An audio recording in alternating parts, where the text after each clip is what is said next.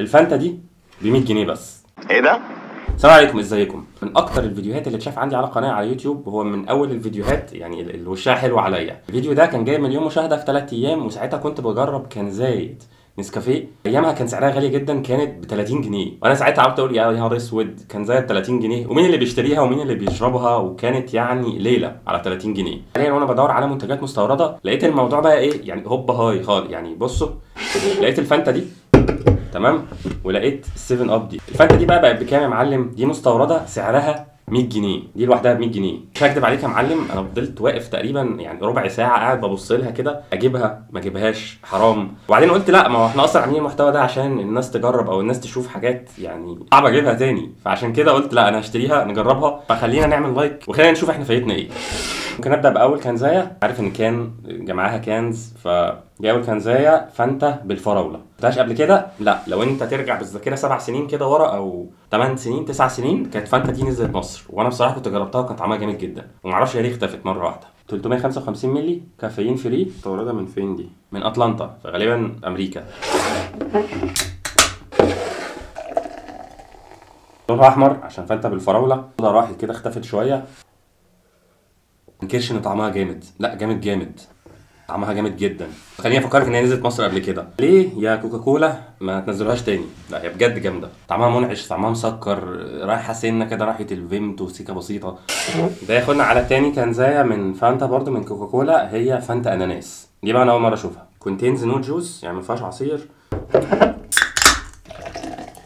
لونها لون التانج اناناس. ريحتها برضو على فكره قريبه قوي من تانج اناناس.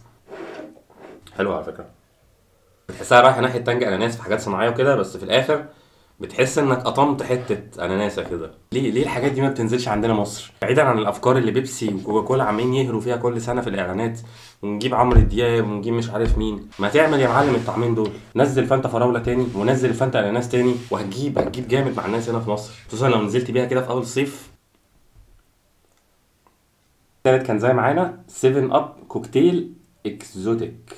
مرسوم بقى ايه؟ ليمون واناناس، وتقريبا ده جريب فروت. كوكتيل المشروبات الاستوائيه، وده مستورد من فرنسا للاسف. الكنزايه دي مش ب 100 جنيه، دي ب 35 جنيه. اسعار زمان بقى، تخيل ان انت تقول ان الكنزايه ب 35 جنيه كمستورده سعرها عادي.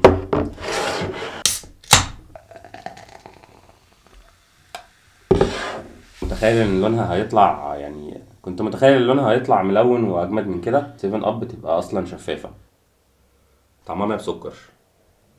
لا خليك انت، يعني خليك انت عندك ال7 اب، ما حدش يا ريت يقلده هنا في مصر. انا لما بحب اجيب ال7 اب بحب اجيبه عشان بيبقى طعمه هادي كده عن البيبسي وعن الصبغات التانية. لما يتحط عليه طعم مش حاسه قوي بصراحه. حابب بس اقول ان احنا مش فايتنا كتير. مش عارف مين بصراحه اللي في مصر اللي يروح يشتري كنزايه ب 100 جنيه، خصوصا يعني ان هي كمان لو اتصنعت في مصر هيبقى سعرها عادي 5 6 جنيه. وبرده لو مستورده يعني كنزايه دي ب 3 دولار دلوقتي، 4 دولار حاجه كده. فمش عارف بصراحه سعرها مقارنه ببره قد ايه يعني. ودي كنزايه بدولار، دي تمام يعني ماشي، عشان مستورده بدولار تمام يعني. اتمنى تجربه النهارده ما تهفكش في دماغك انك تروح تجرب الموضوع ده وتجيب الكنزايه اللي 100 جنيه دي. انزل يا اسطى هات لك واحده ديوب 6 جنيه، هتبقى جامده برده. وقبل ما تخرج من الفيديو يا ريت تعمل لايك للفيديو، وما تنساش تعمل فولو على انستجرام، لايك لصفحه الفيسبوك، سبسكرايب على قناه اليوتيوب. لو حبيت تشتري حاجه من على نون دخل البروم كودز دي، هتاخد خصم وتوصيل مجاني لحد باب بيتك. شكرا جدا ليكم، سلام.